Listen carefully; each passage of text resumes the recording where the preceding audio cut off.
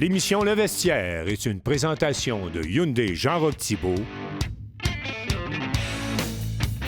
et de Microbrasserie Charlevoix.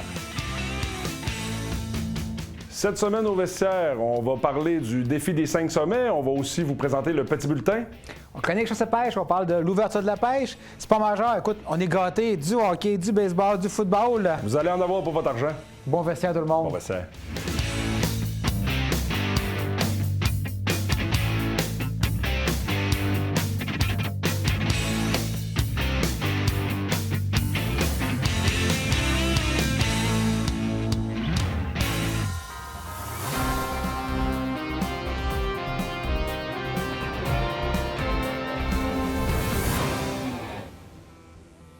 Cette semaine, au petit bulletin, soulignons les belles performances des médaillés de l'invitation Benoît Lavoie. Dans la catégorie Star 4, moins de 10 ans, Romy Carmen Bouchard a remporté la médaille d'or et Sophia Lavoie la médaille de bronze. Toujours chez les Star 4, mais moins de 13 ans, cette fois-ci, Maxime Duquette s'est illustré en obtenant la médaille d'or et Sofiane Boily avec la médaille d'argent. Chez les Star 5, moins de 13 ans, Meredith Tremblay, Alexandre Gagnon et Anaïs Gagnon ont respectivement remporté l'or, l'argent et le bronze. Chez les 13 ans et plus, c'est Sacha Dezinde, Marianne McNicol et Marianne Bouchard qui composent le podium. Chez les Stars 6 et 7, félicitons Laurence Grenier du club de patinage artistique Les Carousels de Clermont pour ses médailles d'argent et de bronze. Dans la catégorie Star 8, Béatrice Ménard et Océane Girard ont toutes deux remporté une médaille d'or, alors que Chloé Tremblay se mérite une très belle médaille d'argent. Chez les juvéniles, c'est Mia Sauvageau qui décroche la médaille de bronze. En danse maintenant, soulignons les exploits et les bons résultats des danseurs et danseuses de l'école Cité Danse qui se sont démarqués lors du 5, 6, 7, 8 Showtime qui s'est déroulé au Fairmont, le manoir Richelieu. La troupe Ancrage et le groupe de danse adapté ont d'ailleurs mérité un laissez-passer pour la Coupe du monde qui aura lieu en juillet. Félicitations à toutes nos patineuses et nos troupes de danse pour ces belles performances. Vous souhaitez qu'on parle de vous au vestiaire? Écrivez-nous à l'adresse qui se trouve au bas de l'écran.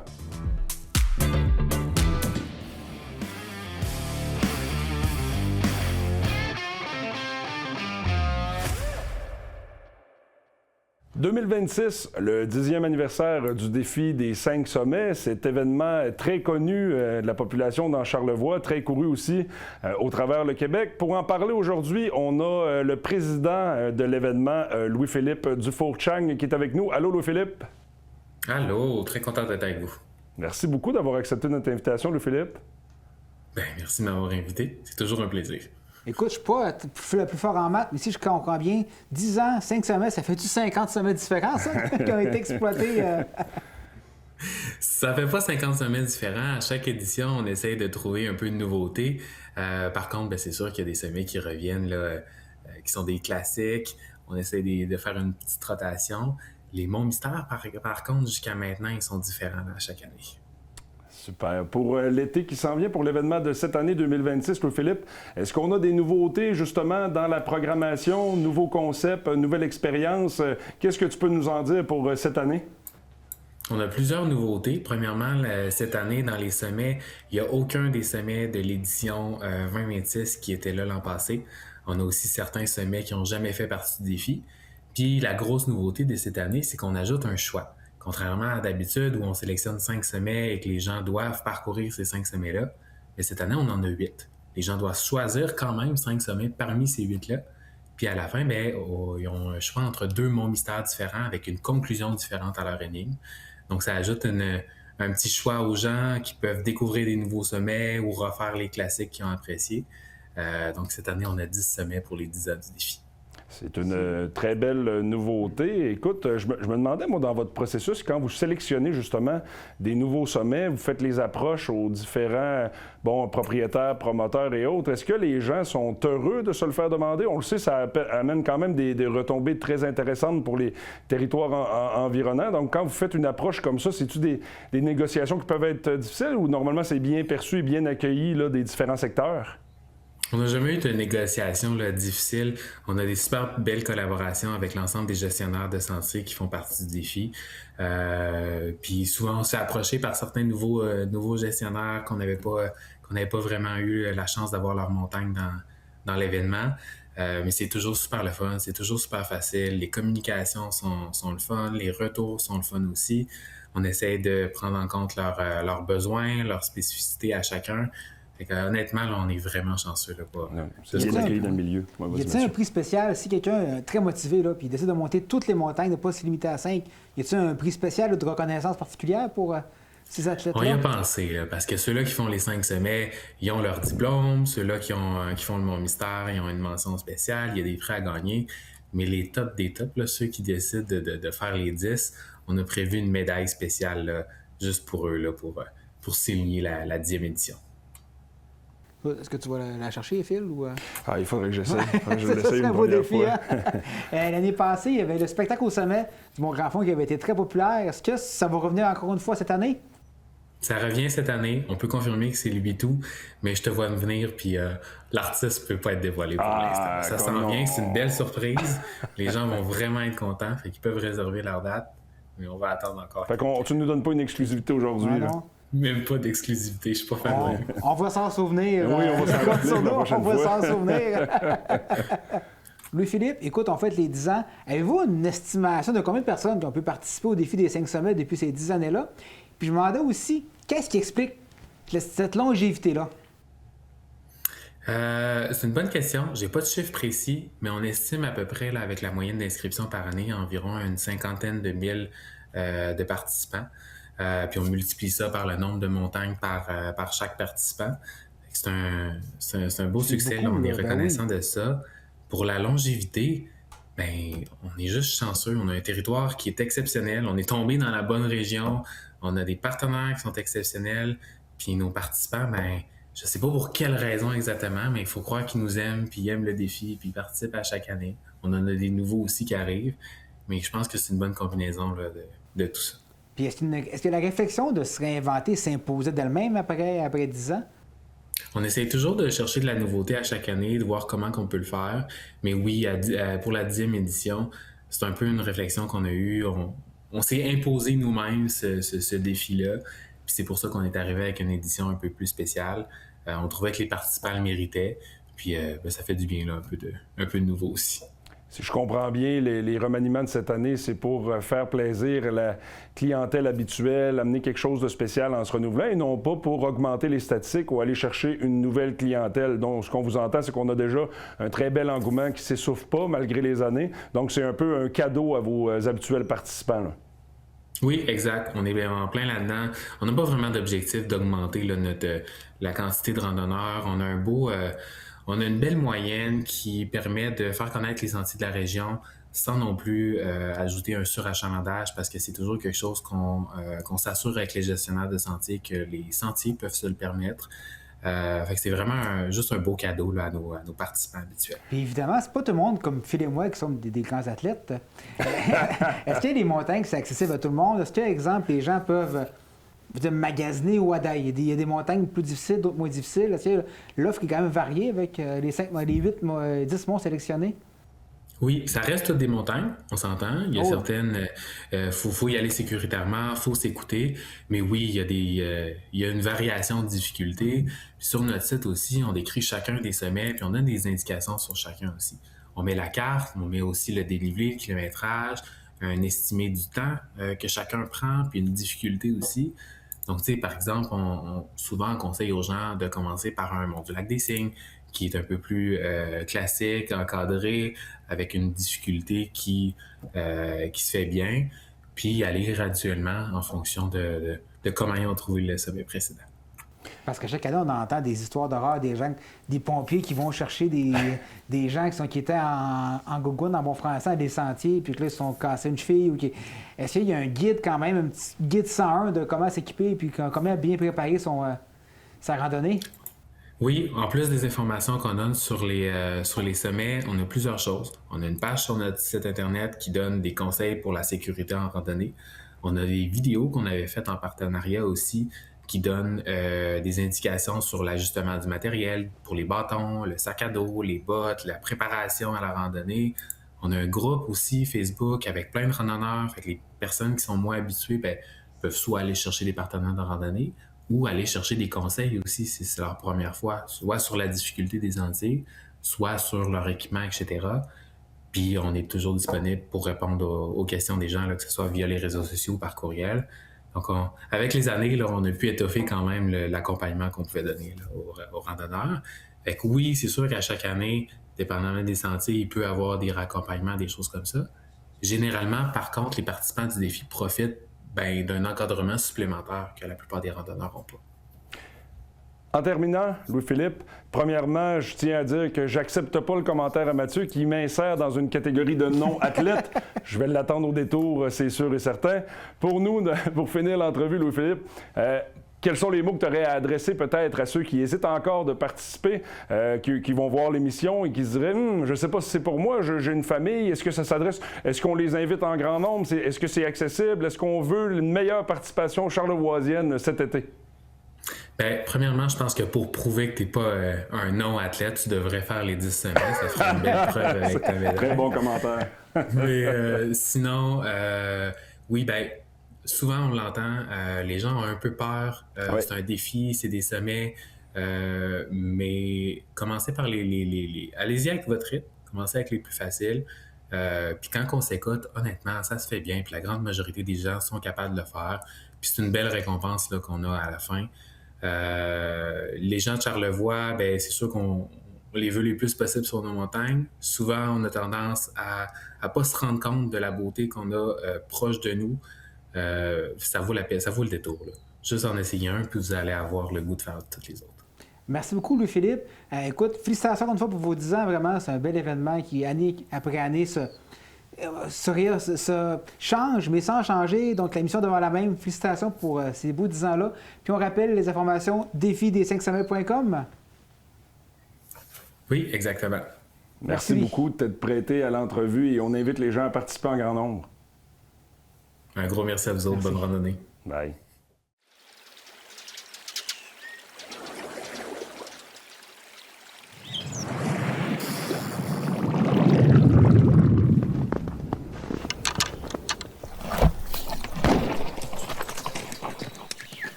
Chronique chasse et pêche, on reçoit notre invité François-Xavier qui vient nous parler de l'ouverture de la saison de pêche. Bienvenue François-Xavier. Salut les boys. Hey, salut FX. Baie-Saint-Paul, on parlait de la rivière du Gouffre tantôt. Est-ce qu'on a le droit d'aller pêcher? Comment qu'on s'y prend? Est-ce que c'est déjà ouvert ou ça s'en vient? Absolument. Mais dans le fond, depuis la semaine dernière, on parle aux alentours du 23-24 d'avril, les gens ont commencé à préparer leur équipement parce que l'ouverture était la semaine dernière pour la pêche sur la rivière du Gouffre, mais aussi la pêche sportive en soi, dans la zone 27, la région de Charlevoix. Ce qu'il faut comprendre, c'est qu'en début de saison, on va plus cibler l'ombre de fontaine, qui est notre espèce maîtresse dans la région, la fameuse truite mouchetée. On a aussi la truite arc-en-ciel qu'on peut cibler quand même de manière significative dans les différents tributaires ainsi que la rivière du Gouffre. Et la période du printemps est une période quand même intéressante parce qu'on le sait, la période de frais, la truite arc-en-ciel, souvent au printemps, on va retrouver le poisson un petit peu plus dans les tributaires, dans les entrées d'eau, dans les rivières. Donc, c'est une place qui est à cibler pour prendre du poisson. Puis, il faut en profiter parce qu'on le sait que notre rivière du Gouffre, à partir du 1er juin, c'est impossible de pêcher avec une ligne à lancer léger. C'est à la pêche à la mouche seulement, dans le but de viser le saumon atlantique. Donc, en soi, on a une belle période de pêche de 5 semaines. Oui, c'est les deux, c'est deux types de pêche. C'est ça, c'est deux types de pêche complètement différents. Puis, tu sais, la rivière du Gouffre, on se cachera pas, c'est l'endroit du peuple. Tu sais, tout le monde peut aller là. C'est accessible. On peut initier les jeunes. On peut aller même dans les rivières autour, comme la rivière du Bras, du Nord-Ouest, la rivière du Gros-Bras à Saint-Urbain. On peut aller aussi dans la rivière des Morts, rivière Larémie. Bref, il y a beaucoup de plans d'eau en périphérie qu'on peut aller cibler la truite mouchetée ou la truite arc-en-ciel. Il suffit juste de prendre la bonne manière et comprendre les murs du poisson. Là. Excuse-moi, j'ai une question pour toi parce que, bon, en tant que pêcheur, j'ai des jeunes pêcheurs à la maison aussi.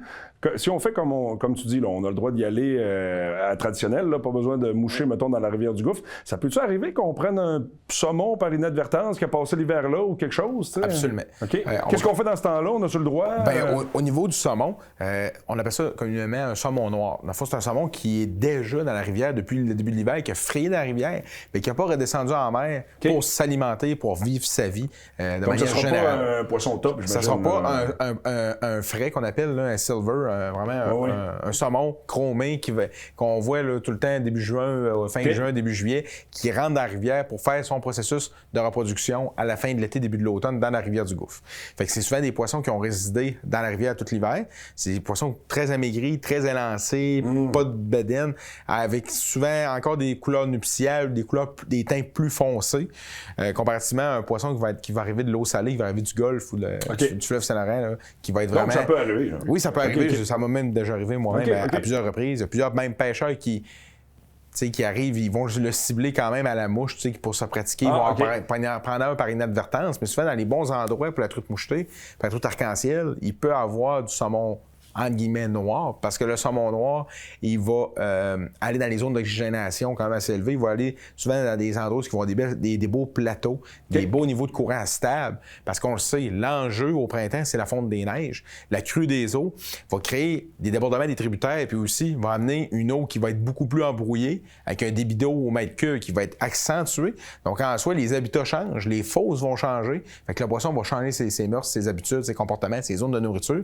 Fait que c'est de là qu'on va voir au printemps, des fois, des saumons. Qu'est-ce qu'il fait là? D'habitude, il n'y en a pas. Mais là, il va en avoir dans ces périodes-là. Puis, ça va s'échelonner justement jusqu'au début juin. Tu parles de la pêche à Baie-Saint-Paul. Où on peut pêcher? Tu parles des rivières, mais est-ce que c'est des terrains privés souvent? Les abords, est-ce que c'est des publics? Mettons, le parc de la rivière du Gouffre, est-ce qu'on peut aller pêcher sur les rives là? Il va-tu vraiment me donner ses meilleurs spots? Là? J'essaye, c'est pas que j'essaye pas. On va commencer par la législation. Ce qu'il faut comprendre, on commence par aller se procurer soit en ligne ou dans un détaillant chasse à pêche notre permis de pêche. Avec le permis de pêche, on est maintenant légal pour aller dans la rivière. On va y aller avec une canne à lancer léger. On va parler d'abord d'équipement. On va pêcher souvent la ligne morte, comme au parc du Gouffre, des choses comme ça, ou à la traque de chemin de fer, ou exemple, dans le rang Saint-Laurent, près de la route 138, exemple, dans les premières fosses qui descendent vers Baie-Saint-Paul, ou des fois, des permissions qu'on a avec des terres privées que les propriétaires terriens donnent des accès aux pêcheurs.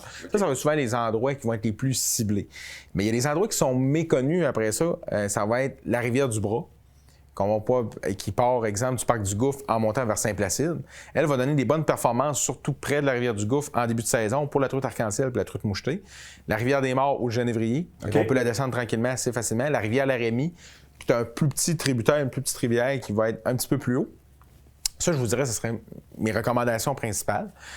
Maintenant, côté équipement, une canne à lancer léger. Fait que, on regarde ce qu'on a chez nous. Niveau montage, c'est quoi? C'est une troll avec un président? C'est quoi qu'on utilise? Toronto Wobbler? Ouais, ben c'est ça. Ça peut être ça. Ou il va au leurre directement? Ou, ça peut être ça. Il y a plusieurs possibilités en début de saison parce que le poisson va être assez opportuniste. Il a besoin de s'alimenter. Puis, ce qu'il faut comprendre aussi au printemps, c'est que le poisson va être très réactif. Premièrement, à cause du haut niveau d'oxygénation dans l'eau. Parce que le poisson a besoin des salmonidés en soi, les truites, leur température préférentielle de l'eau va se situer entre 48-49 degrés Fahrenheit, aller à 58-59 degrés Fahrenheit. Ça, c'est la température préférentielle du poisson pour être actif dans tous les types de colonnes d'eau, exemple dans un lac. Dans une rivière, c'est souvent le cas pendant une longue période durant l'été, parce que le niveau d'oxygénation est là. Donc, l'enjeu, ça va être de trouver un endroit où le courant est plus tranquille, ça va être beaucoup plus facile de stabiliser notre présentation dans l'eau. Mais c'est exemple, dans la crue des eaux, on le voit. Là. Présentement, la neige n'a pas encore commencé à fondre beaucoup. La rivière est stable. Mais exemple, la semaine prochaine, on va tomber le 5-6 de mai, aller au 15-16 de mai. Les grands lacs dans les hauteurs, les bassins versants, vont dégeler, ce qui va amener un haut niveau d'eau dans la rivière. La rivière va être embrouillée. Qu'est-ce qu'on fait dans ce temps-là? Souvent, les gens vont pêcher au lancer. C'est une bonne technique dans les faibles débits d'eau ou dans des faibles profondeurs. Mais en grande profondeur, exemple, à la traque de chemin de fer, il va y avoir un 8-10 pieds d'eau. Il y a beaucoup de courant. Fait que souvent, la technique, je vais recommander, c'est d'avoir une canne un peu plus robuste, mais on va pêcher avec une ligne morte, qu'on appelle. Un montage, comme pour pêcher au fleuve ou sur les quais, consiste de déposer un poulon ou un poids en tungstène. Simplement, avec des verres au bout. Oui, ça appelle ça avec un palier qu'on appelle un pickerel rig, là, dans le fond, un montage. Faut-tu que ce soit coulissant? Ça peut être un coulissant, mais nous, c'est des plombs type pyramide. Là, dans le fond, en forme de pyramide avec un émérion. On va mettre un bas de ligne avec 2 hameçons. Comme un montage d'esturgeon, finalement. Là, même principe. Ou sinon, on va pêcher au drop shot. Pas de cuillère, mais pas de gréement. Non, pas forcément. Puis on peut même pêcher sinon en montage drop shot au lancer qui va consister, des fois, quand on va avoir une belle fosse qui n'a le courant est moins épais, il y a moins haut niveau d'eau.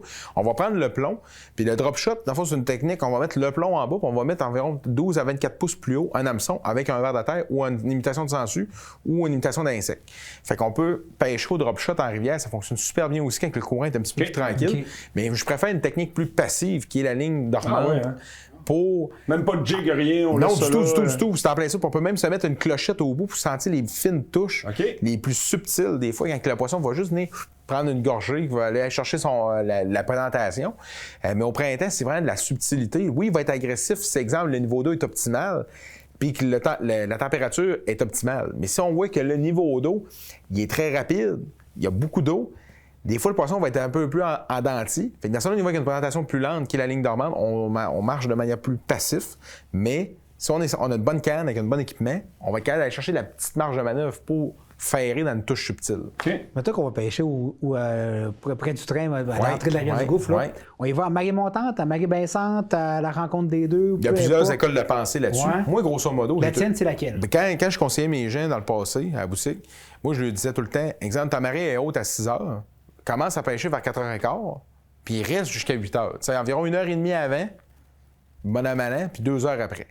Moi, c'est à peu près ça. On peut mettre même 2 heures avant, 2 heures après. On a une plage de 4 heures optimale où il va y avoir des entrées d'eau, souvent des poissons qui vont arriver du fleuve, puis aussi une aménation de nourriture puis de sédiments dans l'eau. Fait que ça peut être une bonne technique, puis ça jusqu'à la fin de la saison. Ça va être encore plus opportuniste d'y aller dans ces périodes-là, durant la fin de la période qui est entre le 25 mai et le 31, parce que l'eau va commencer à se stabiliser, puis l'eau va se réchauffer. Le poisson va être plus d'attaque, il va y avoir des insectes, il va y avoir différents nutriments dans l'eau. Fait que le poisson va être encore plus en mode alimentation durant ces périodes-là. Parlant d'alimentation, j'ai une bonne question, je me l'ai fait poser souvent. Souvent, on voit ça existe, les gens qui sont moins habitués, tout ça, vont aller s'essayer. Côté montage, c'est plus ou moins, on a plus ou moins le goût des fois d'acheter la grosse boîte de verre, tout ça, on va la perdre après, ça ne nous tente pas de mettre ça dans le frigidaire chez nous. Quand on voit les faux verres là, avec le petit produit qui sent un peu le ver de terre, qui sont soit orange, soit... Ça marche-tu, ça? Moi, je suis un fan. Tu sais, moi, c'est ça. Tu salis pas les doigts, tu coupes avec tes ciseaux. Il me les a conseillés, puis vraiment... C'est-tu conseillé?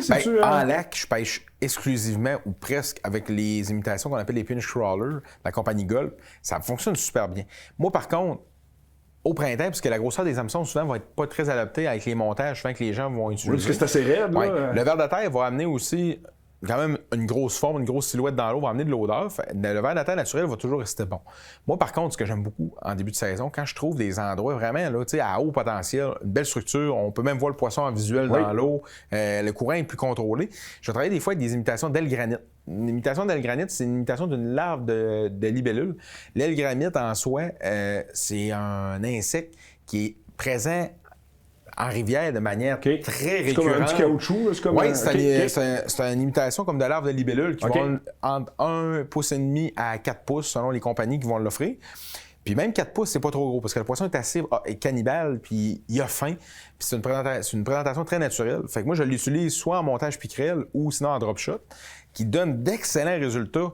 Peu importe le temps de la saison, que ce soit en fin de saison, début de saison, période tardive, bref, c'est vraiment une bonne technique. Une imitation de sangsue aussi. Parce que la sangsue, c'est quand même une nourriture primaire pour les salmonidés, que ce soit une truite arc-en-ciel ou une truite mouchetée. Fait que souvent, il y a même des imitations comme la même compagnie des vers de terre, Berkeley, Gulp, qui a une odeur dedans, qui va avoir en même temps un goût. Fait que, tu sais, en même temps, c'est un produit organique, c'est un produit qui est pas dommageable pour l'environnement, mais en plus, qui a une odeur. Fait que le poisson, souvent, il va voir, c'est une sangsue, il a le goût. Ça va donner un intérêt de plus d'y aller. Fait que des fois, quelqu'un qui veut faire une différence, une offensive différente des fois, on peut y aller avec le ver de terre naturel, mais on peut mettre quand même les apports artificiels comme l'aile granite ou sinon l'imitation de sangsue. Puis dans les apports artificiels, dernière question là-dessus, est-ce qu'on peut y aller, même si c'est pas du doré, là, vraiment avec comme des petits poissons qu'on a, là, les imitations de méné ou autres, là, avec l'hameçon dessus? Là, Par contre, on va y aller de manière plus agressive. On va y aller avec quand on voit que le poisson, ça marche pas avec une technique qui est plus, on pourrait dire, passive avec la ligne morte. On va y aller avec une technique de plus de provocation beaucoup plus réactive qui va être de lancer près des berges dans des zones de chasse. On parle des roches, aménation de bois, cabane à castor, entrée d'eau, talus de roche, flanc de sable, bref, des différentes structures dans l'eau. On va utiliser des poissons nageurs, imitation de poisson, imitation d'une petite truite. Exact. Fait que ça peut être bon aussi. Oui, là. une dimension Parfait. de 5 à 10 cm. OK. Ou sinon, on va y aller avec des cuillères tournantes, Oui. des fameuses MEPS qu'on connaît ou les William Vortex, qu'on va lancer vers le rivage avec des mouvements erratiques très saccadés qui vont être capables d'attirer l'attention du poisson par les vibrations, par la ligne latérale du poisson, puis aussi de manière visuelle avec les couleurs. Puis là, je vais y aller avec des couleurs vives, des contrastes, couleurs noires, couleurs chartreuses, couleurs orange fluo, couleurs roses, pour vraiment avoir un contraste, des éclats lumineux dans l'eau turbide. Puis par des fois, ça va amener de la curiosité, puis le poisson va suivre le leurre, puis il va l'attaquer. Puis c'est des techniques que j'utilise tout au long de la saison, mais en rivière davantage. C'est intéressant à savoir. Moi, je pensais que les imitations de poissons, justement, les têtes plombées, mettons, que le caoutchouc, c'était exclusivement, mettons, pour le bord rayé. Ben, c'est de la finesse. Fait que, Oui. tu sais, exemple, avec une tête de jig, exemple d'un huitième d'once, on pourrait, mais le problème, c'est que le courant est tellement fort Oui, au c'est printemps qu'on ne sera pas capable de contrôler notre présentation. Le courant va l'amener. Il faudra avoir une tête de jig de 3/4 d'once, voire même une once. Fait que je préfère y aller avec des poissons nageurs ou avec des cuillères tournantes qui vont peser 3 huitièmes d'once, une demi-once, qui vont être capables vraiment d'avoir une bonne présentation, ou à la limite, des poissons nageurs avec une bavette qui va caler dans l'eau, mais avec un petit format. De toute façon, une cuillère peut marcher 1 heure après, c'est pas une autre couleur. Puis, Selon la couleur. Hey, le temps file, j'ai une dernière question pour toi. Oui. Là, on arrive au printemps. Oui. Est-ce qu'on change le fil de nos cannes? Absolument. J'en profite de donner justement quelques conseils. Vérifiez votre super ligne, les lignes tressées, exemple. C'est important. Même si on le sait que c'est plus durable que le monofilament. Le monofilament, systématiquement, il faut le changer à tous les ans. Je l'ai déjà dit dans d'autres chroniques. Votre super ligne, alisez qu'une ligne tressée de 6 à 10 livres, c'est suffisant pour pêcher la truite mouchetée en rivière ou en lac. Moi, personnellement, je pêche avec du 8 à 10 livres dans le tressé. Puis, changez-la. Si, exemple, ça fait 2-3 ans que vous n'avez pas changé votre ligne, elle commence à être séchée. Changez-la, ça ne coûte pas nécessairement une fortune, environ une vingtaine de dollars une bobine. Ça va faire plusieurs années. Puis achetez-vous aussi du fluorocarbone. Le fluorocarbone, au printemps, il est très important. Premièrement, 100% invisible dans l'eau, ou quasi invisible. C'est le meilleur outil que je pourrais conseiller aux gens parce qu'il y a le même indice de réflexion de la lumière dans l'eau. Fait qu'il n'y aura pas de ligne qu'on va voir. Le poisson méfiant, des fois, ça va lui donner une forte chance de ferrer davantage notre leurre, mais c'est aussi résistant à l'abrasion. Fait que dans les roches, des fois, on va être sur le bord d'une branche, on a notre leurre est crocheté, ça va donner davantage de chances de récupérer le poisson et le leurre avec le fluorocarbone, puis ça va protéger l'investissement, ça va protéger les émerillons, les cuillères. Fait que moi, ça serait mes conseils, ligne tressée, mais fluorocarbone aussi, dans la même dimension que vous allez choisir votre ligne. Hey, merci beaucoup. Hey, ça donne le goût, hein? Merci pour les très bons conseils. Faudrait qu'on y aille les trois ensemble à la pêche, d'ailleurs, Puis bientôt. là, on peut s'organise dire à nos conjointes, dans le fond, que c'est normal d'acheter tout ce que tu nous as dit pour le mettre dans notre coffre. Là. Absolument, c'est des indispensables. C'est normal, puis on suit tes conseils, dans le fond. C'est de la faute à FX. Hey, merci beaucoup. FX. Bonne saison.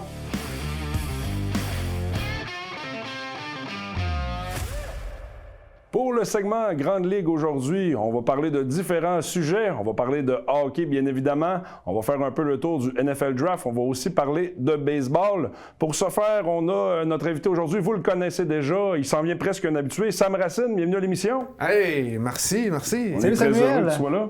Hey, moi, je suis vraiment heureux d'être là aussi. Bien content de jaser. On a une couple de sujets, je pense, à jaser. Quand même, j'avais hâte de vous entendre. On va commencer, écoutez, à parler des Canadiens. On est en pleine série. C'est 2-2 avec le Lightning de Tampa Bay. De quoi on s'inquiète en ce moment, les gars, avec la série comme on la voit? On a vu des belles choses des deux côtés. On a une équipe de vétérans, on a une équipe de gars plus jeunes du côté des Canadiens. Mathieu, ton avis là-dessus? Je pense que le défi du Canadien, ça va être de maintenir les avances s'il y en a. Écoute, il a réussi à prendre l'avance. À chaque fois, ils se sont fait remonter. Ils ont gagné en prolongation, mais je pense que le défi va être là, c'est d'aller chercher de la constance du côté des Canadiens. Mais c'est typique d'un club qui est jeune puis d'un club qui est en progression. Ceci dit, Samuel, je ne sais pas si tu es d'accord, mais ça m'avait dit qu'après 4 matchs, ce serait 2-2. Je l'aurais pris. J'aurais dit, ouais, je peux vivre avec ça. Puis, Je suis pleinement d'accord avec toi que j'aurais signé le contrat aussi. La chose qui sera à vérifier pour le Canadien, on s'entend qu'en avantage numérique, le Canadien de Montréal, c'est un des meilleurs clubs dans la Ligue nationale. Normalement, dans les séries éliminatoires, il n'y a jamais de pénalité. Cette année, les Canadiens sont chanceux, entre guillemets. Beaucoup de pénalités d'appelés. Attention, je pense que la série vient de virer de bord, comme on appelle, avec la solide mise en échec qu'il y a eu à Juraj Slafkovský, qui a été semblé shaké. Ça va être à suivre pour le 5e match. il ne faut pas oublier que le Canadien affronte le meilleur gardien de but de la Ligue nationale de hockey. Tu sais, ça aussi, il faut prendre ça en compte. Là. Il est gros, on le voit, là. Moi, je C'est pense que difficile, talent pour talent, je pense que depuis le début, le Canadien est capable de rivaliser avec cette équipe-là, puis on est capable de sortir fort. Cependant, je suis d'accord avec Samuel, avec l'impact qu'on a eu sur Juraj Slafkovský. Je pense qu'on est clairement rentré dans la tête de ces gars-là. Écoutez, on est au Centre Bell devant presque 25 000 personnes. Le bruit local, tout ça, tu perds 2-0. Hey, c'est un statement là, de remonter la pente, de venir gagner ce match-là à Montréal avec un big hit, avec des gars qui reviennent, des gars qui ont réussi à revenir extrêmement fort en troisième période, qui ont réussi à scorer. Écoutez, je pense qu'ils leur ont rentré dans la tête. C'est dangereux. Je pense qu'il faut faire des changements. Je pense qu'il faut faire bouger. Là. Ils ont tué le momentum. Ouais. Ils ont tué même ça. Puis l'autre affaire qui a tué le momentum, c'est, ben écoute, on le voit, c'est la série des Oscars. Là, Tampa Bay, ils sont des bons comédiens. La pénalité à Kapanen, pour moi, a coûté cher. En plus, elle a coûté un but. Donc ça, je pense que les comédiens plus la grosse mise d'échec, ça a vraiment tué le momentum du Canadien. Puis ça, c'est mortel. Il y a 3 joueurs, moi, que j'aimerais parler. D'abord, la performance de Jakub Dobeš, qui semble pas intimidé du tout face au meilleur gardien de la Ligue, qu'on l'a dit.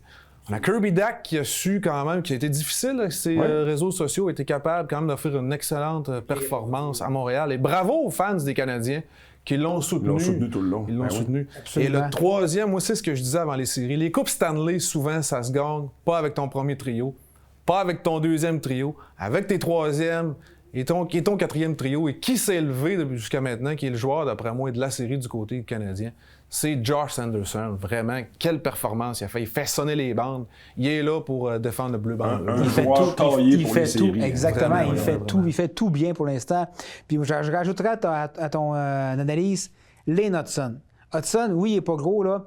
Il est partout. Défensivement, il est performant. Offensivement, il marque des gros buts. Puis, il construit des jeux. Vraiment, Lane Hudson continue de m'impressionner de mon côté. J'ai hâte de voir comment il va réagir face aux puissants Bruins de Boston dans la prochaine ronde. Ceux qui perdent 3-1, là, on va revenir tantôt, je pense, de toute façon. D'après moi, ce ne sera pas les Bruins qui vont Non, affronter. ça annonce mal. Là. En finissant, juste pour les Canadiens, les gars, j'avais une dernière question. Écoutez, je sais que c'est seulement 2-2. Il y a beaucoup de gens qui disent, bon, faut pas se stresser. On est un des meilleurs clubs de la Ligue nationale sur la route. Cependant, pour Martin Saint-Louis, est-ce que c'est le temps de brasser la soupe avec ce qu'on a vu? Est-ce que c'est le temps d'apporter des changements? Moi, je vous dis ça, je vous dis rien. Je regarde la série depuis le début. Kapanen, il joue pas une grosse série. Écoutez, c'est un jeune joueur, tout ça. Écoute, là, il nous donne pas des grosses performances. Il joue? Je l'ai pas vu. On l'a pas vu. C'est un joueur fantôme. Il se passe quoi à Kapanen? Moi, ce gars-là, excusez-moi, mais il reste sur le banc la prochaine game. Tu le remplaces par qui? On a des joueurs avec du cœur. Veleno, puis en plus, Kapanen, il l'éteint Demidov. Tu sais, ce trio-là, Demidov, Newhook, il ne produit rien. Malheureusement, là, je suis d'accord avec toi, moi aussi, Kapanen. Moi, je brasse la soupe si je suis Martin Saint-Louis. Mais pas beaucoup, parce que, tu sais, c'est quand même des matchs serrés, là. Ils ont gagné, ils ont 3 prolongations. Ils ont perdu par un but en milieu de troisième période. Faut pas trop brasser non plus. C'est pas catastrophique, là. C'est quand même des matchs très serrés. J'ai tendance à être d'accord avec Philippe. Faudrait peut-être que Kapanen y aille se reposer puis amener un gars comme Veleno. Absolument d'accord. Veleno qui a plus de millage un petit peu que Kapanen dans la Ligue nationale. Kapanen, visiblement, est au bout du rouleau. Et ça n'a pas commencé à Tampa Bay, là. Ça faisait plusieurs matchs qu'on voyait que Kapanen, malheureusement...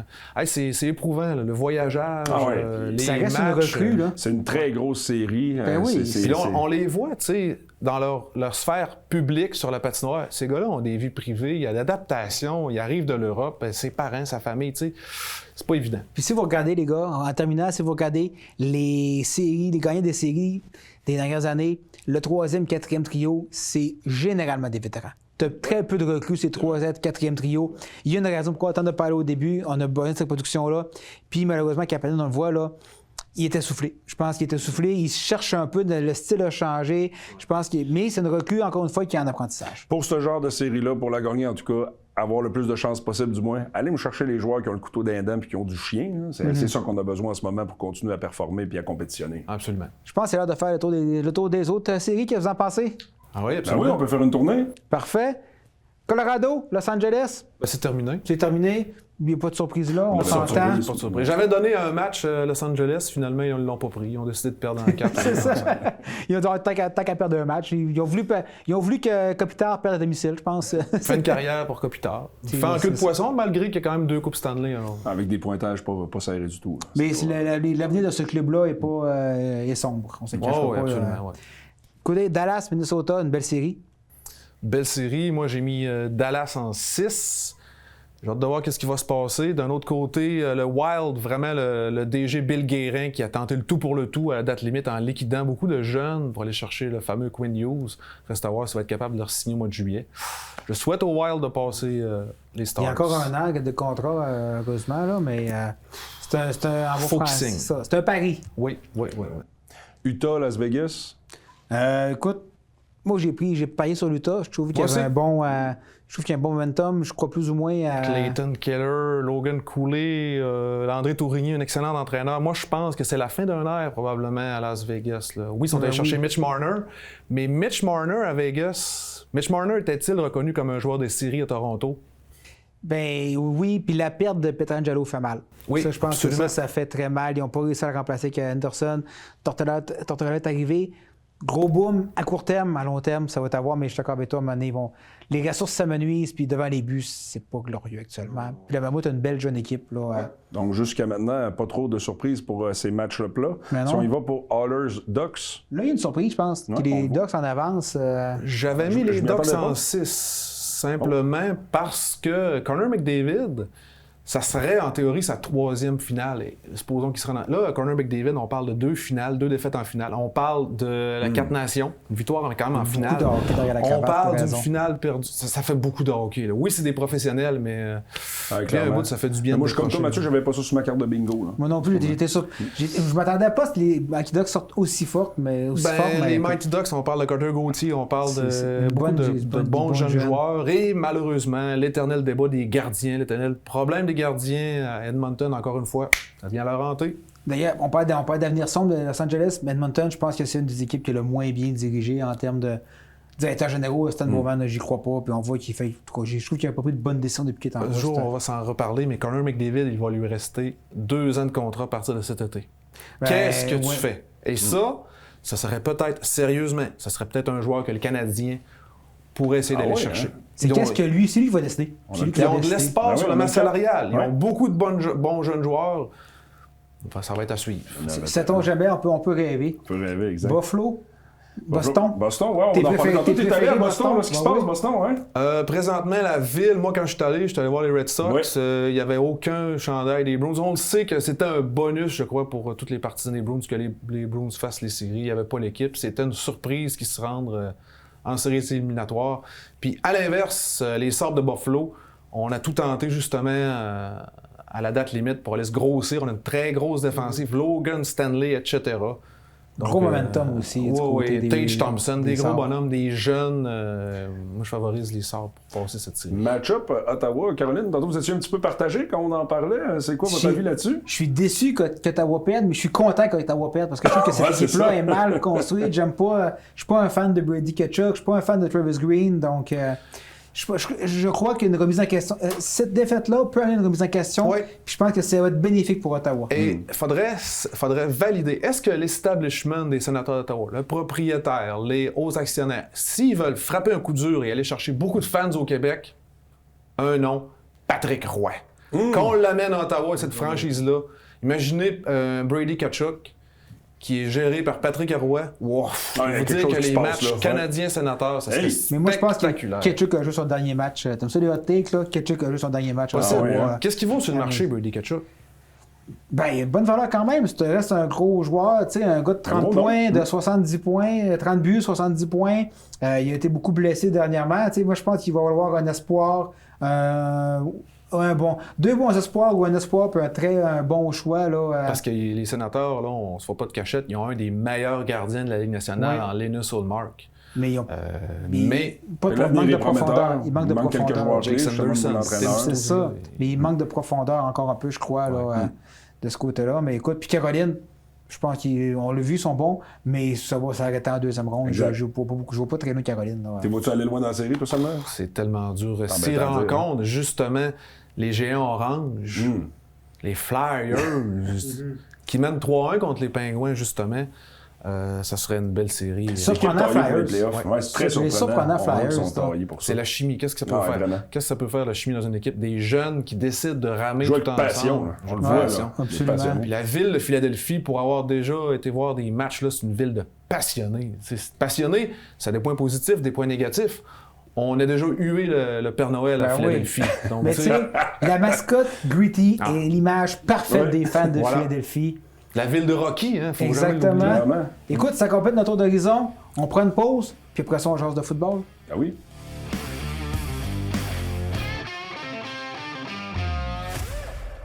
Philippe, t'en as glissé un mot tantôt. Samuel, t'arrives de Boston, t'as vu 2 matchs des Red Sox.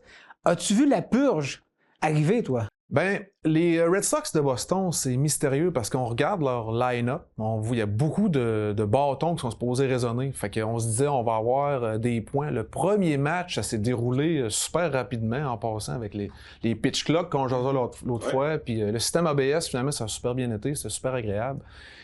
Les Red Sox ont perdu 2-1, pas capables de frapper une balle, des drôles de décisions sur les buts, toutes sortes de choses. Puis le deuxième match, ils ont remporté avec un coup sûr là, victorieux, ça a semé vraiment l'émoi, c'était vraiment agréable. Puis depuis ce temps-là, on regardait le club, on se disait c'est spécial que ce club-là, qui était, quand on était là, était dernier dans l'Est. Non, on n'a pas vu la purge arriver, mais disons que là, ça confirme que les joueurs ne jouaient pas à la hauteur de ce qu'ils étaient supposés jouer. Les Red Sox, ils ont des bons jeunes, des Roman Anthony, des Marcelo Mayer, ils ont des bons lanceurs. Donc là, qui vivra verra, on verra qu'est-ce qui va se passer dans les prochaines Crois-tu que c'est la semaines. solution? Puis d'ailleurs, drôle de réaction d'Alex Cora qui a mis un bonhomme sourire sur ses médias sociaux. Difficile à comprendre. Ben là, les médias sociaux, est-ce qu'il s'en servi comme un petit peu, s'en est servi comme une vengeance envers certains médias, peut-être? Il s'est fait congédier après une victoire de 17-1. Mais de toute façon, dans tous les sports majeurs, quand il y a congédiement, on dirait que les joueurs disent ben moi, c'était pas moi le problème, regardez, je joue bien. Fait que ça va sûrement avoir une espèce d'effet positif, malheureusement, à court terme du moins. Ouais. Au-delà de cette belle expérience au Fenway Park la semaine dernière, un petit tour d'horizon au niveau du baseball majeur, si on peut se le permettre. Depuis le début des saisons, y a-t-il des choses qui te surprennent, des choses que tu veux mentionner? Ben, tu sais, premièrement, dans le négatif, les Mets de New York, on jasait justement Hey, c'est pathétique, ça. à savoir, est-ce que avoir un gros chèque, de l'argent infini, en fait, est-ce que ça amène des championnats? Est-ce que les Mets... Pour l'exemple. les À Mets Los Angeles, oui, mais pas à New York. C'est ça. On peut pas comparer, je pense, les deux organisations. Les Dodgers, qui sont complètement une bonne organisation. Les Mets, on tente toujours d'acheter des championnats. On vient d'avoir une séquence de 12 défaites en ligne. Dernièrement, moi, on a vu ça a passé, on l'a vu, Beau Bichette, après la fin d'un match, rester à fixer le terrain jusqu'à temps que les gens, ce qu'on appelle les gens, les responsables du terrain, passaient le râteau. Il y a un autre entraîneur qui était allé voir « Hey, Beau, c'est correct ». Lui, il vient de quitter Toronto, qui, eux, d'ailleurs, ont pas une très bonne saison. Beaucoup de blessés. On vient de signer Patrick Corbin, qui était sur le point de devenir analyste ici. Il était chez eux, avait pas trop grand-chose à faire. On lui disait « Hey, viens lancer des balles pour nous ». Les peu lanceurs décevant. tombent comme des mouches, là. Est-ce que c'est justement l'effet des grosses saisons, des après-saisons? Est-ce que c'est ça? Les répercussions des Ben dernières ouais. saisons qu'on a eues. Ouais. Mais est-ce que selon toi, Bichette a été remplacé? Peut-être pas. Peut-être pas. Peut-être qu'il aurait fallu leur signer ça. Je pense que lui, il regrette d'ailleurs d'avoir signé. Non, ben, c'est sûr, clairement, Ça, c'est ça que tu c'est disais, avec sa C'est façon de sûr. réagir Ben aussi. oui, hein. Ouais. Jamais. Ben, en même temps, c'est une drôle de ville. Dans des places à mon ami Eric, on a vu les commentaires de Juan Soto. Lui, il est pas là présentement, il joue pas, il était resté à New York. Il a posé des questions. Hey, qu'est-ce que tu penses de ton équipe il dit moi, je leur ai pas parlé, je suis chez nous, ils sont à l'extérieur, donc. On voit que le lien est un peu brisé. C'est un que- drôle de coéquipier là, qui a payé à haut salaire l'an Ben passé, oui. au-dessus de 5 ou 600 millions son contrat total. Des là. organisations qui sont plus fonctionnelles que d'autres. On peut dire ça comme peut ça, dire ça comme poliment. ça. Là, Exact. Ouais. Puis, autre expérience que tu as vécue, tu as participé au Expo Fest. Oh, tabarouette. Raconte-nous ça, comment ben ça oui. marche? Comment qu'on fait pour aller là, Sam? Comment ça marche? Premièrement, il faut dire d'emblée que c'est une espèce de gala qui permet de ramasser de l'argent pour le pavillon 4 de Metz. Eh bien, Demers, c'est une petite fille grecque qui est décédée d'une maladie rare à l'âge de 5 Semblement pour une ou bonne 6 cause, ans. hein. Et puis, Perry G, fans des expos, a décidé, il a dit non, moi, c'est pas vrai que ma nièce est décédée pour rien. Puis il a commencé à contacter des anciens expos. Puis ça fait effet boule de neige parce que c'est un monsieur vraiment, là, je l'ai rencontré, j'ai serré à la main, il est vraiment un chic type. Donc là, aujourd'hui, ça fait au-dessus de 10 ans que cet événement-là fonctionne, presque à 3 millions de ramassés quand même. Donc, ça va aux enfants malades, à leur famille. On a vécu des histoires très tristes. Mais c'est ça, on paye un bon montant, on paye un 200 que ça va à des œuvres caricatives. C'est quand même pas dramatique non plus, 200 $, quand tu relativises. Là. C'est moins cher qu'un billet canadien. Oui, puis tu rencontres, c'est ça, on a rencontré des Randy Pour un grand Johnson. fan comme toi, ça a valu la peine. Là. Oui, T'en as eu pour ton argent, Samuel. Ah, absolument, absolument, parce que là, il y a un souper 4 services. C'est vraiment un gala. C'est ça. Il y a On parle d'une binerie au coût de 200 $. Il y a des encans, tu peux miser sur Ah des ouais. balles signées par Claude Raymond, Jacques Doucet, nomme-les les joueurs, Pedro Martinez, des cadres de Carey Price, de Sakou Koivu, des battes de baseball de Vladimir Guerrero Jr., senior, il y en a là, pour tous les goûts. Juste en encans, ils ont ramassé 50 000 là. Le soir de l'événement. Là. Oui. Donc, Comme ancien fan des expos, ça doit être hyper nostalgique. c'est hyper nostalgique. C'était ma deuxième expérience. Puis là, c'est pas une critique, mais ce qui serait agréable, ça serait d'être un petit peu ancré dans le présent un peu plus. Parce que c'est beaucoup comme les... Oui, c'est cool, là, les anciens joueurs, mais tu sais, d'avoir peut-être une présence des joueurs des Tu peux capitales pas avoir de des joueurs Québec. actuels des expos, là, ça va être actuels difficile d'en aussi, avoir. Mais tu là. sais, oui, t'as raison, mais tu sais, des joueurs des capitales de Québec, peut-être, ou des jeunes joueurs de Ligue de baseball junior élite qui pourraient peut-être se promener. Hey, salut, on joue pour les Diamants, on joue pour les Ducs de Longueuil, des genres de joueurs. Parce que les capitales, depuis le départ des expos, c'est le club professionnel numéro 1 dans le nord-est américain, quand même. Là. Ben oui, c'est À championnat. l'est de Toronto. Championnat après championnat après championnat. Voilà. Le stade municipal qui est gentiment appelé le Petit Fenway Park. Le petit à travers Fenway la Park, ligne. voilà. plein, Faut le faire quand même. Très bien hein. conservé, c'est ça. Donc, oui, excellente expérience. Rencontre des joueurs. Pedro Martinez était là, Philippe Alou, Moises Alou, Randy Johnson, qui a lancé, le fameux lanceur qui a atteint un oiseau dans les années. Plusieurs légendes dans le sous-toi. Mon préféré, Marquis Le Grissom. voleur de but. Et moi, j'en ai profité, je collectionne des cartes. Je suis allé voir les joueurs, ils ont signé mes cartes qui vont rester dans mon musée personnel Wow. pour le reste de mes jours. Ouais. Pour y aller en finissant, Sam, cette expérience-là, peux-tu dire que tu vas la reconduire dans les prochaines années? Est-ce que ça vaut la peine d'y retourner ou ça revient souvent un peu au même? Là? Ça revient au même, sauf que c'est pour une bonne cause, puis il faut être rapide sur le clavier. OK. Dans le Les sens billets partent que rapidement, là. les billets sont en vente à 10h le 10 décembre.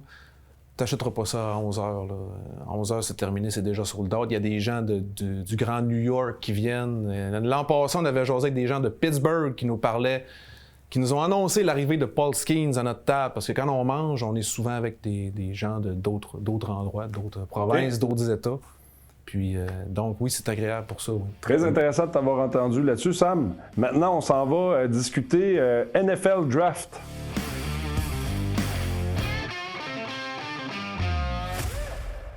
Philippe, en parallèle des séries, il y a eu le repêchage de la NFL. Je pense que, comme fan de football, tu l'as apprécié. Ben oui. Pas de feu d'artifice, mais pas de déception non plus. Ça a Non, été, écoute, somme un toute, draft avec des joueurs super intéressants. Ce que je dirais, je comprends ce que tu veux dire. Tu sais, quand les 100 premiers choix qui sortent, il y a 4 carrières, c'est très rare. Fait qu'on a eu beaucoup de joueurs de ligne offensive. On voit la tendance de plus en plus d'ailleurs. Puis il y en a beaucoup qui ont sorti, des joueurs de ligne défensive aussi. Fait qu'un draft, là, pas beaucoup de surprises, profondeur, comme mais tu as dit beaucoup de tantôt. profondeur. Des joueurs qui vont aller, oui, avoir un impact sur le court, moyen terme sur les équipes. Mais moi, un draft de vedettes, je vous dirais, ce qui m'a pas déplu. J'ai bien aimé le draft. Si on fait le tour... Vas-y oui, que t'es fait saillant. Qu'est-ce que t'as oui, remarqué? Fernando Mendoza, c'était pas une surprise pour personne, sorti en première ronde. Écoutez, Las Vegas qui s'en va chercher leur carrière, on l'espère, de concession. Ils ont de la difficulté avec ça depuis plusieurs années. Kirk Cousins, Vraiment. qui ont été cherchés pendant la off-season, est un très bon accompagnateur, je dirais, pour Mendoza. Mais je pense qu'il va avoir du terrain très rapidement. On s'entend que... Ben oui. Est-ce que Tom Brady va s'asseoir avec? Écoute, Tom Brady, définitivement. Écoute, Pour vrai? Ah ben oui, Tom Tom Brady. Brady qui est d'ailleurs Exact, propriétaire à quel qui est pourcentage? part owner, là, qui a un Ouais, certain qui est pourcentage de copropriétaire. l'équipe. Et il y a beaucoup de Tom Brady, beaucoup de contraintes dans son contrat, je vous dirais, avec son contrat avec les médias aussi. Ben donc, oui. il y a plein de choses qu'il n'a pas le droit de faire. Mais clairement, Brady vous laisse cette carrière-là. Ben C'est oui. le meilleur carrière disponible. Maintenant, le défi, c'est de l'entourer et de le protéger. C'est un gars tough. C'est un gars qui est dur sur son corps, capable de courir avec le ballon, qui a une balle incroyable, très intelligent. Fait que ça m'a pas surpris du tout. Moi, Philippe, j'aimerais que tu me le compares. Tu t'en souviens, en 2016-2017, on suivait beaucoup Marcus Mariota. Dans le temps pour Oregon. Il était Oui. très gros, on le voyait Exact. très gros. Aujourd'hui, Marcus Mariota, C'est un petit peu une déception. Est-ce que ce corps arrière-là pourrait finir... Malheureusement, Sam, je vais répondre à ta question, c'est dur à savoir. Au niveau universitaire, on le sait pas, mais il y a une très grosse marche là, entre le niveau universitaire et quand on arrive dans la NFL. Puis ça dépend aussi pour l'équipe dans laquelle tu tombes dans l'organisation. Est-ce qu'elle va bien te développer? Est-ce que tu vas être amené à jouer trop rapidement? Moi, c'est ce que j'ai eu l'impression dans le cas de Mariota dans le temps. Il a été amené sur le terrain très vite. On l'a brûlé rapidement. Il a changé régulièrement d'organisation. Il est tombé deuxième carrière. Très bon deuxième carrière, on s'entend. Capable de jouer comme numéro 1. Un super athlète, un gars intelligent. Mais dans la NFL, il n'y a pas 1 million de fenêtres. Puis quand tu pognes pas la fenêtre quand elle est ouverte, c'est souvent ça qui arrive. Mais c'est peut-être juste aussi, c'était peut-être juste un corps numéro 2. Ben juste, même ça, c'est peut-être un corps numéro 2, c'est tout. Hey, j'aimerais-tu ça être corps numéro 2 dans la NFL? Non, mais faut faire attention. Voilà. Parce que je me souviens, en 2016-2017, il y avait un très gros hype. Oui, vraiment. Tu peux pas terminer deuxième corps arrière. Moi, c'est ça que... Ah non, ça, il était clairement vu comme numéro 1, t'as raison. Là. Ça, c'est clair et net. Puis quand c'était... Malheureusement, ça arrive assez souvent quand même. Ben ça, j'allais dire, c'est pas le seul repêché top 5 là, qui malheureusement n'a pas connu la carrière espérée. Puis, Exact. Mais c'est un bon comparatif. On espère que ça finira pas pour Mendoza comme la carrière. Mais moi, j'y souhaite d'avoir le temps de prendre son temps. J'y souhaite d'être sur le banc cette année, de suivre un bon vétéran comme Kirk Cousins puis de ne pas précipiter les choses. Puis j'ai une dernière chose, parce que concernant la ville de Las Vegas, est-ce qu'on va accepter d'aller en reconstruction, prendre le temps, ou on veut justement chercher des vieux comme Kirk Cousins, s'assurer d'essayer d'amener un nom pour vendre des billets? Clairement, je pense qu'on est plus de ce côté-là à Vegas. Écoutez, on veut remplir ce nouveau stade-là, c'est sûr et certain. Cousins, écoutez, réussi à signer des gros contrats toute sa carrière. Je dis pas qu'il va tout casser à Las Vegas. Je pense qu'il va être honnête. Le report de Max Crosby aussi, là, qui va avoir un impact incroyable en défensive. On a des bons éléments à Vegas. Je pense pas que c'est une équipe de top de division pour cette année, mais on va quand même performer. Mais pour avoir une reconstruction, il faut avoir été construit. Puis ça, le Vegas n'a jamais eu depuis longtemps, je pense. Mais tu as raison, c'est ton sentiment de voir qu'on est toujours en train de patcher, toujours en train. Je sens ça aussi pour Las Vegas. Tes autres faits saillants? Oui, les autres faits saillants, écoutez, on a vu qu'il y a des porteurs de ballon qui ont sorti beaucoup. Écoute, c'est une denrée rare. Normalement, on les voit beaucoup plus tard dans les rounds précédents parce qu'il y en a beaucoup sur le marché. Fait que je sens qu'il y a une prise de valeur au niveau des porteurs de ballon. Là, on a Jeremiah Love pour les Cardinals puis Jadaron Price pour les Seahawks. Seahawks, ils vont être tannants encore cette année. Ils ont été chercher un gros porteur de ballon encore. Là. Il va avoir une grosse offensive. C'était leur plus grosse porteur de ballon, puis ils l'ont bien remplacé. Hein. Exact. Beaucoup d'échanges au premier tour, un total de 8 échanges, tout ça. On a eu quand même quelques... c'est tout le temps le fun à suivre, la soirée même, quelques échanges, etc. Fait qu'un draft... Oui? Moi, Philippe, je t'interromprais. Est-ce qu'on calcule... supposons qu'on parle du baseball, du hockey, du football puis du basket. Est-ce que le repêchage de la NFL serait pas le meilleur spectacle?